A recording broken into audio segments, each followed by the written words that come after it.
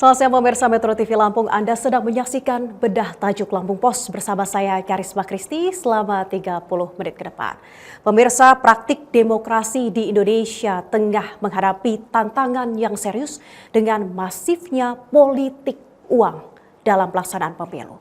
Dalam pemetaan terbaru oleh Badan Pengawas Pemilu, pemirsa, ternyata Lampung masuk dalam 10 besar peringkat tertinggi daerah rawan praktik politik uang. Kita akan bahas tema ini lebih lanjut dalam Bedah Tajuk Lampung Pos kali ini. Kami mengangkat tema tekan kerawanan politik uang. Di studio Metro TV Lampung sudah hadir pemimpin redaksi Lampung Pos, Abdul Gofur. Namun sebelum itu pemirsa, mari kita lihat terlebih dahulu video editorial berikut ini.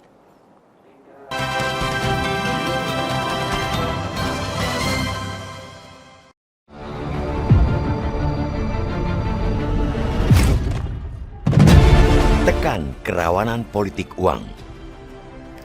Praktik demokrasi Indonesia rawan dengan politik uang. Politik uang termasuk sumber kerawanan yang rentan terjadi di pelaksanaan pemilihan umum.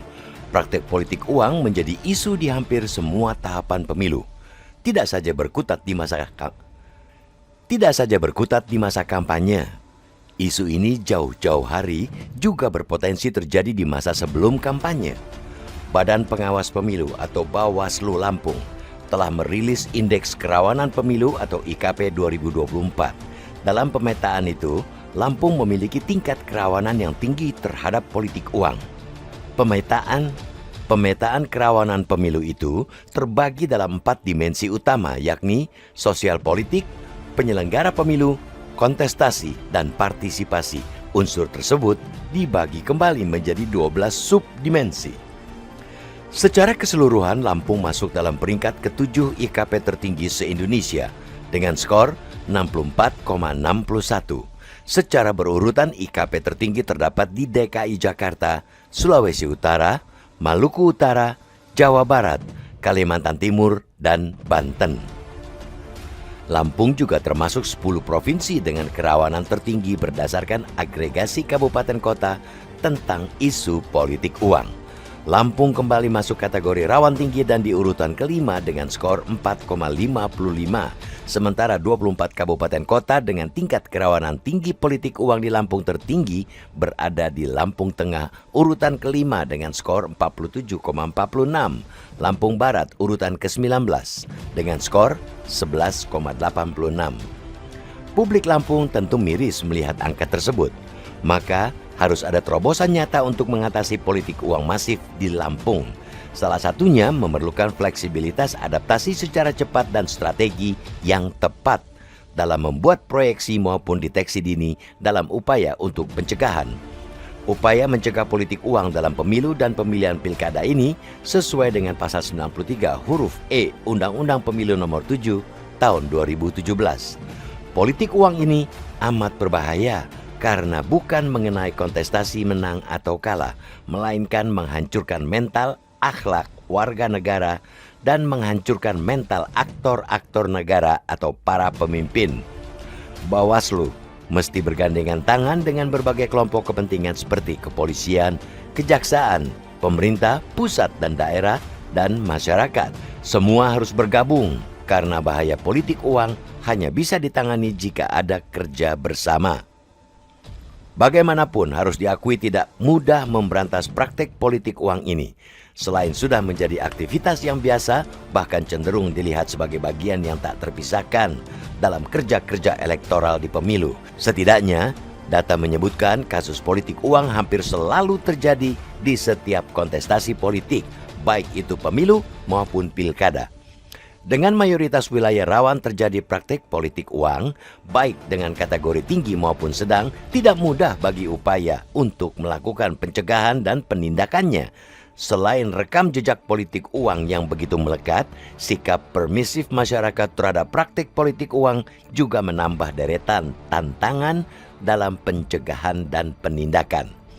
Pada akhirnya, partisipasi publik sebagai pemangku kepentingan utama terwujudnya pemilu yang jujur, adil, dan bersih harus diwujudkan. Bagaimanapun, partisipasi publik menjadi modal bagi upaya pencegahan dan penindakan politik uang. Salah satunya dengan upaya meningkatkan kesadaran betapa politik uang itu menjadi bahaya dan ancaman bagi masa depan demokrasi yang bersih.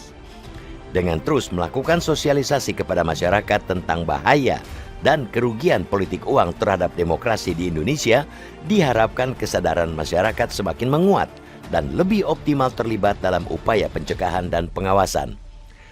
Salah satunya bentuk partisipasi publik yang penting untuk diwujudkan adalah dengan lahirnya pengawas-pengawas partisipatif di lapangan untuk secara aktif melaporkan jika menemukan dan melihat aktivitas transaksi politik uang.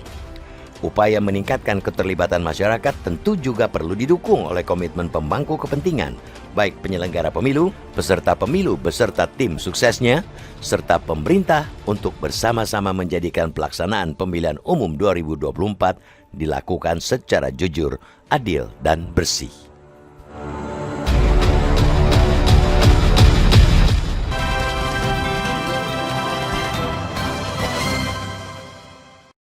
Baik, Bang Agung, ini mendekati tahun politik pemilu 2024 Ya, betul. di depan mata. Kita mengangkat tema tekan kerawanan politik uang. Kenapa, Bang Agung? Iya, kita menindaklanjuti rilis dari Badan Pengawas Pemilu ya, yang memetakan indeks kerawanan pemilu. Ada beberapa variabel, misalnya sosial kemasyarakatan, penyelenggaraan, kontestasi, kemudian partisipasi. Nah, dari 4 variabel utama itu ada 12 variabel turunannya, salah satunya adalah soal politik uang. Yang miris adalah dari indeks yang disusun oleh kerawanan pemilu yang disusun oleh Bawaslu, ternyata Provinsi Lampung itu masuk 10 besar ya, peringkat 7 untuk kerawanan politik uang. Bahkan kalau di breakdown di level kabupaten kota, itu Provinsi Lampung juga bisa dikategorikan masuk 5 besar. Bahkan ada 2 kabupaten, yaitu Lampung Tengah dan Lampung Barat, yang itu masuk ke dalam daerah rawan potensi politik uang ya. Artinya ini potensi, artinya memang belum benar-benar terjadi. Tapi itulah justru maksud Bawaslu merilis indeks kerawanan pemilu. Supaya apa? Supaya untuk menuju pemilu nanti kita mempersiapkan diri sebaik-baiknya, termasuk mengeliminir berbagai variabel-variabel atau hal-hal yang itu dapat mengganggu berjalannya proses demokrasi dengan fair. Nah, salah satunya adalah kerawanan pemilu dalam hal praktik politik uang. Seperti Bagaimana Bang Agung ini melihat di Lampung sendiri ini kan hanya baru berpotensi, belum terjadi. Bagaimana menurut pandangan Bang Agung untuk pemilu tahun 2024? Politik uang itu adalah sesuatu yang banyak diomongkan orang, tapi memang kenyataannya sampai saat ini jarang, sulit ya. Istilahnya kasus politik uang itu benar-benar diproses secara hukum. Tetapi berbagai macam praktisi hukum, pelaku politik gitu kan, baik di level nasional, provinsi, kabupaten, kota, ya banyak yang mengeluarkan statement seperti itu, bahwa misalnya untuk menjadi seorang calon legislatif atau menjadi seorang wali kota atau menjadi seorang kepala daerah di tingkat provinsi, itu punya takaran modal yang sendiri-sendiri. Misalnya kalau level kabupaten kota, misalnya katakanlah ya, misalnya 5 miliar, kemudian provinsi 50 miliar, dan seterusnya. Itu menandakan bahwa apa? Memang politik uang ini bisa dikatakan sebagai sesuatu yang sudah jadi rahasia umum. Nah, di indeks kerawanan pemilu sendiri itu terbaca bahwa masyarakat kita ya ketika disurvei justru merasa apa? Politik uang itu adalah sesuatu yang normal, sesuatu yang biasa, sesuatu yang lazim. Bahkan kita memang cenderung permisif terhadap praktik politik uang ini. Padahal ini sebenarnya sesuatu yang berbahaya, sesuatu yang dapat meruntuhkan kualitas demokrasi bangsa ini. Seperti itu. Baik, Bang Agung, kita akan lanjutkan lagi terkait tekan kerawanan politik uang, terutama di Provinsi Lampung. Sesaat lagi ya pemirsa. Bang Agung, pemirsa Metro TV Lampung, Anda juga jangan kemana-mana, karena sesaat lagi kami akan segera kembali. Tetaplah di Bedah Tajuk Lampung Pos.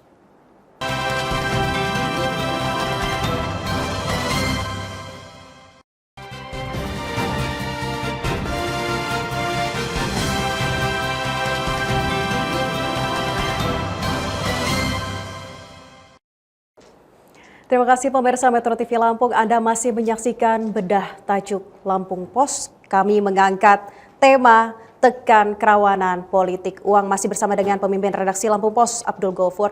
Bang Ago, sebenarnya apa sih yang menjadi akar utama ya penyebab politik uang ini menjadi masalah serius dan sampai saat ini mungkin belum ada efek jera bagi para pelaku ini? Iya, betul sekali Kristi. Jadi persoalan serius karena memang ya hingga saat ini belum ada efek jera ya dari para pelaku politik uang itu sendiri. Karena mereka ini susah gitu loh untuk ditangkap tangan, dipegang gitu. Dan kalaupun terpegang itu ya apa istilahnya tidak sampai ke proses hukum gitu.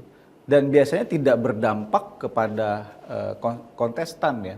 Karena apa? Biasanya yang melakukan tim yang melakukan serangan fajar seperti itu adalah tim bayangan, bukan tim resmi. Sedangkan yang bisa menyebabkan konsekuensi terhadap kontestan itu adalah apabila orang-orang yang melakukan pelanggaran pemilu gitu ya, dan itu merupakan bagian dari tim sukses resmi yang didaftarkan oleh ke KPU. Nah, jadi persoalannya adalah sebenarnya memang sangat susah sekali ini diproses secara hukum gitu. Itu yang pertama.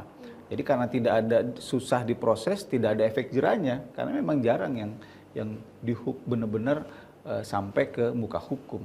Terus yang kedua adalah ya itu tadi, masyarakat kita harus kita akui pada kenyataannya adalah ketika itu dilakukan survei, dilakukan jejak pendapat, pandangan masyarakat kita memang cukup permisif. Bahkan ada jargon-jargon yang salah. Misalnya nih, ambil uangnya jangan pilih orangnya. Seharusnya ya tidak, cara mengedukasi masyarakat tidak seperti itu.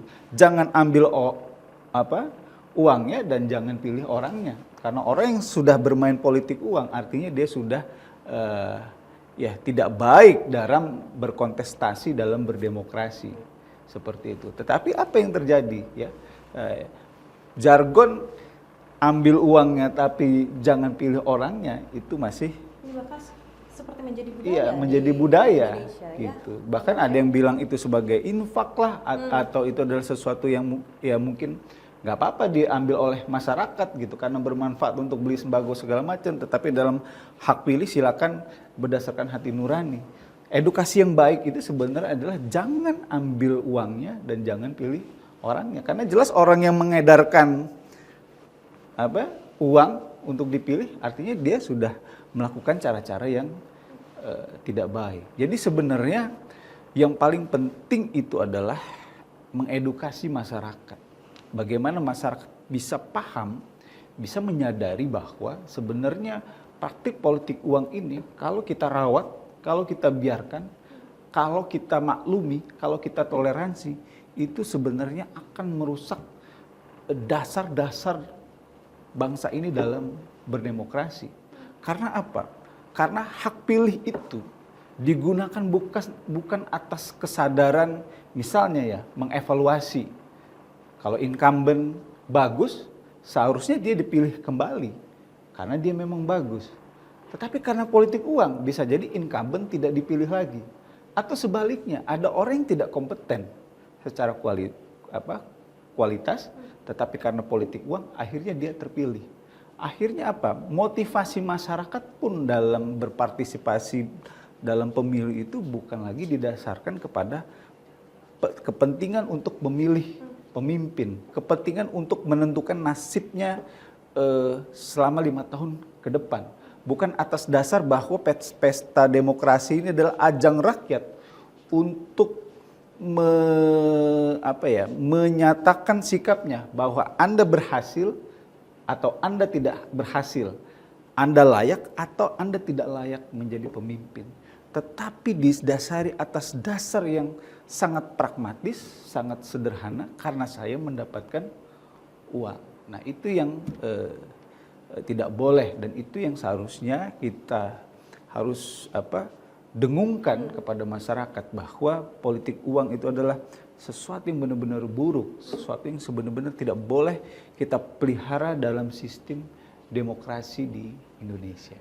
Kita lihat juga ini kita sebagai media massa, Bang Ago, seperti apa peran media nih untuk mencegah hal-hal seperti ini, mengedukasi masyarakat agar tidak terjadi polarisasi, tidak terjadi politik uang semakin menyebar di Provinsi Lampung, terkhususnya seperti apa peran media? Ya, salah satunya ada melalui sikap. Itu makanya Lampung Pos punya kolom bernama Tajuk.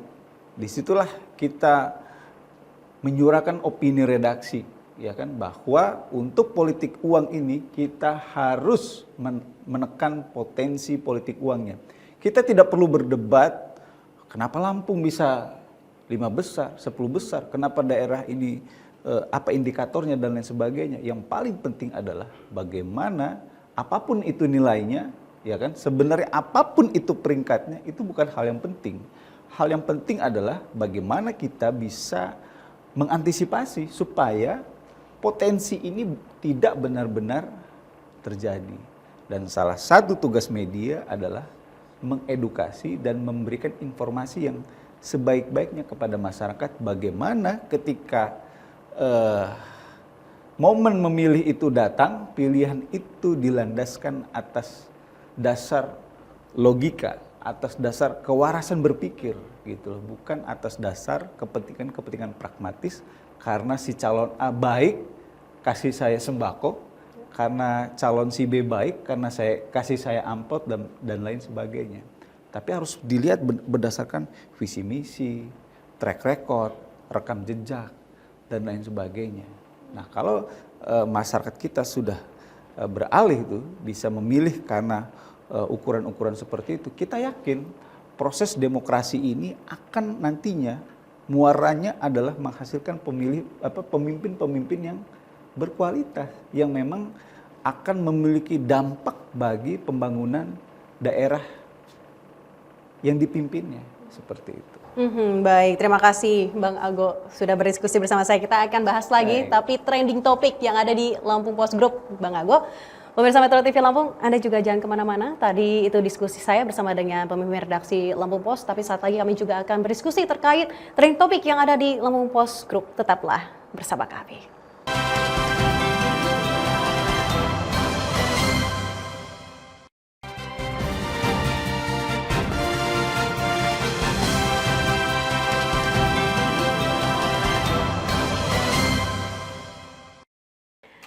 Pemirsa, Anda masih menyaksikan Bedah Tajuk Lampung Post. Kami akan membahas trending topik yang ada di Lampung Post Group, mulai dari lampos.co, lampungpost.id, dan juga Radio Sai 100 FM. Akan kami mulai di lampungpost.co terlebih dahulu. 7 kecamatan di Bandar Lampung rawan banjir, BPBD minta warga waspada. 2 pelajar jadi tersangka pengeroyokan usai balap liar di Jalan Kimaja. Seorang pria di Tulang Bawang lecehkan anak kandungnya yang masih SMA. Aturan mati pajak tidak bisa isi BBM bisa timbulkan rasa antipati masyarakat. Dan yang terakhir, perwira polisi mengaku tidak tahu rumahnya di Raja Basa jadi penampungan CPMI ilegal. Kita akan bahas terkait ini mulai hujan, Bang Ago, harus ada antisipasi dan juga mitigasi terkait ada kecamatan-kecamatan yang rawan banjir. Silakan Bang. Iya, kenapa kita angkat soal banjir ini ya? Karena memang kecenderungannya adalah ketika musim hujan itu tiba, itu selalu diiringi dengan bencana hidrometeorologi. Bencana hidrometeorologi itu diantaranya angin puting beliung, kemudian tanah longsor, dan salah satunya adalah banjir. Nah, untuk banjir ini sebenarnya adalah bencana yang bisa diantisipasi gitu dengan misalnya meninggikan bronjong, memperbaiki talut, membenahi saluran irigasi dan lain sebagainya, melakukan penghijauan di sisi hulu sungai seperti itu, meningkatkan kualitas serapan air, membangun daerah-daerah penampungan air, embung dan lain sebagainya. Artinya apa? Bencana banjir itu sedikit berbeda ya dengan bencana-bencana alam lainnya. Kalau gempa misalnya, kalau puting beliung misalnya, itu adalah mungkin ya bencana yang susah untuk diprediksi. Tapi kalau untuk banjir sebenarnya atau tanah longsor sebenarnya masih ada ikhtiar manusia di situ. Makanya alangkah baiknya ketika puncak musim hujan itu belum benar-benar tiba, karena kita November ini baru awal-awal peralihan dari musim kering, musim kemarau ke pancaroba, kita itu harus waspada. Ya. Nah, makanya BPBD Bandar Lampung mengingatkan ada 7 daerah tuh di Bandar Lampung yang rawan untuk bencana banjir. Banjir, baik. Kita akan beralih ke lampungpost.id, pemirsa.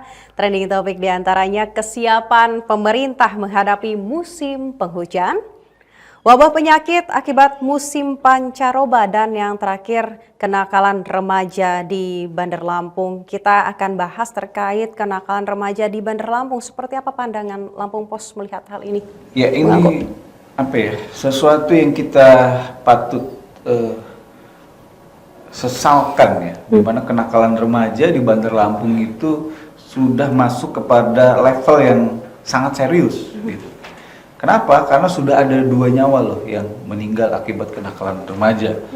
Seminggu 2 minggu lalu ya ada tawuran di bypass, 1 orang tewas, dan ini 1 orang lagi tewas setelah dia menonton balap liar, atau kalau dalam berita terakhir ternyata dia peserta balap liar dan dianggap curang sehingga sama lawan mainnya mungkin tanding balap liar kesal, kemudian ya terjadilah aksi yang kenakalan yang berujung pada hilangnya nyawa seseorang. Dan ini sesuatu yang sangat memprihatinkan, dan ini semestinya menjadi perhatian serius tidak hanya di kalangan pendidikan tapi juga aparat keamanan. Tentu saja kita tidak ingin kepolisian kecolongan atau bagaimana lah gitu. Kita berharap tidak ada lagi aksi kenakalan remaja atas dasar tawuran, atas dasar balap liar, atas dasar perkelahian geng motor yang berujung maut. Harus ada kolaborasi bersama sebenarnya, Bang Agoya, dari lingkungan keluarga, sekolah, bahkan pihak kepolisian ini ya, Bang Agoya. Baik, kita akan beralih ke informasi hiburan dulu nih, Bang Agoya. 5 diantaranya pemirsa, ada Raline Shah yang dorong pentingnya pendidikan untuk pengembangan diri. Selanjutnya, Celine Dion eratkan hubungan dengan anak. Vanessa Hudgens utamakan peran meditasi dalam hidup. Selanjutnya ada sinopsis Gadis Kretek yang ternyata serial ini adaptasi Netflix yang sangat viral. Dan yang terakhir ini ada Kourtney Kardashian dan juga Travis Barker sambut bayi pertama. Ini lagi hits banget nih Bang Ago terkait Gadis Kretek yang tayang di Netflix. Seperti apa? Iya, ini film yang diangkat dari novel ya. Kalau tidak salah diangkat dari novel. Gadis Kretek ini bukan berarti gadis perokok ya. Tetapi lebih sebenarnya ide ceritanya adalah bagaimana mengangkat kisah seorang perempuan ya itu yang ya terbilang cukup sukses lah dalam industri rokok kretek gitu. Dan ya mungkin lebih baik pemirsa Metro TV Lampung menyaksikan langsung filmnya, kenapa film ini menjadi viral ya. Tapi tentu saja yang dicontoh itu adalah mungkin semangatnya ya dalam membangun industri, bukan merokoknya itu sendiri. Dan saya yakin film ini bukan tentang kampanye untuk merokok, tetapi bagaimana seorang wanita itu bisa fight gitu dalam sebuah industri yang tidak mudah. Seperti itu. Baik, mungkin closing statement Anda Bang Ago untuk memperkuat lagi diskusi kita di segmen tadi, yang di segmen 2 Bang Ago terkait dengan politik uang seperti apa, silakan ke pemirsa Metro TV Lampung. Iya, yang jelas politik uang itu adalah racun dalam demokrasi dan sudah sangat baik apabila baik itu kontestan maupun masyarakat yang menjadi partisipan ya, yang akan memberikan hak pilihnya itu benar-benar menjalankan hak pilihnya, bukan karena sesuatu yang sifatnya pragmatis, tetapi benar-benar dilandasi atas kepentingan masa depan bangsa, negara, dan kemajuan daerahnya masing-masing. Baik, terima kasih Bang Ago, pemimpin redaksi Lampung Pos sudah bergabung bersama saya di Bedah Tajuk Lampung Sama-sama, Pos. Kristi. Terima kasih juga pemirsa Metro TV Lampung, Anda sudah menyaksikan Bedah Tajuk Lampung Pos kali ini. Terus saksikan Bedah Tajuk Lampung Pos selanjutnya. Saya Karisma Kristi beserta rekan kerja bertugas pamit undur diri. Salam sehat dan sampai jumpa.